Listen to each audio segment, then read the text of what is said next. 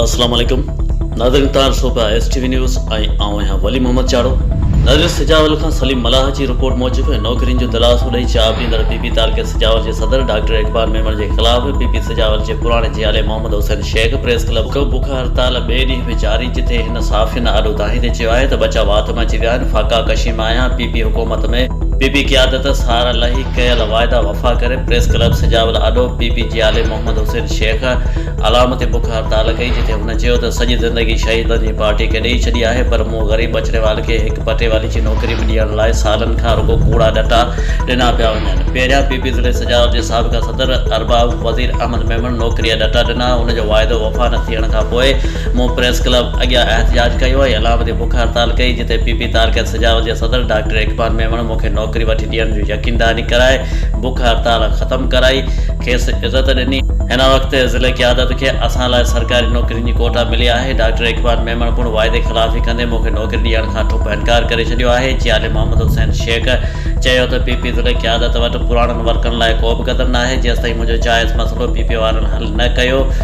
उन ते अमल न थियो, जेसिताईं नौकरी न ॾिनी वई, पीपी तालके सिजावल जे सदर डॉक्टर इकबाल मेमण ख़िलाफ़ इलामती बुख हड़ताल जारी रहंदी।